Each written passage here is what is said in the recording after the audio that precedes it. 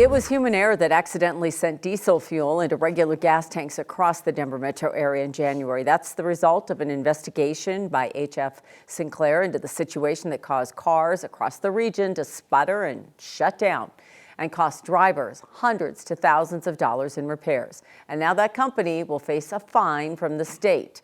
9 News consumer investigator Steve Steger broke this story early in January. And Steve, regulators told you today that fine is based on how much gas went out to the stations. Yeah, through its investigation, HF Sinclair said they found more than 365,000 gallons of contaminated fuel was delivered to a total of 49 gas stations in Metro Denver and one in Cheyenne, Wyoming.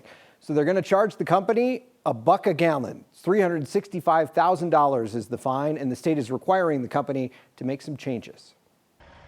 More than 1,000 drivers complained to the state, likely a fraction of the people who got bad fuel in early January. Gas that made their exhausts smoke, engines sputter, and left them with expensive repair bills. The estimate I got was over $5,000. And now we know why.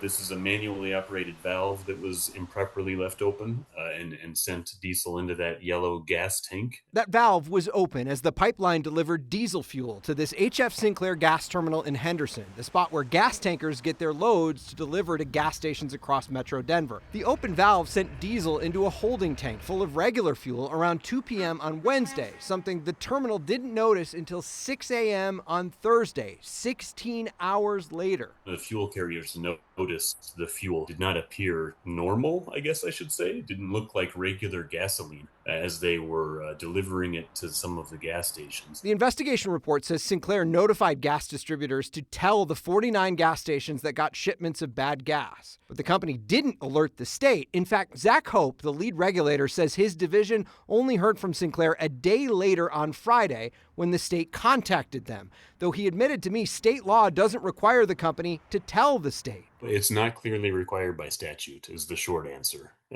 Should it be, I think, is a topic of conversation coming up here. What is coming up? A fine issued to HF Sinclair this week by the state, $365,000, $1 for every gallon loaded into tankers in those 16 hours.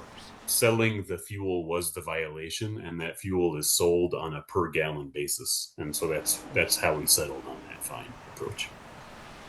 So Sinclair has 10 days to respond to this. We reached out for a statement this afternoon, haven't heard back yet. As part of this fine, Sinclair will also commit to change some of their practices, including now assigning 2 employees to do this valve switching in the future, so you have 2 sets of eyes and this doesn't happen again. The money from any fine would go to a petroleum reclamation fund, money the state offers to clean up old gas station sites for redevelopment.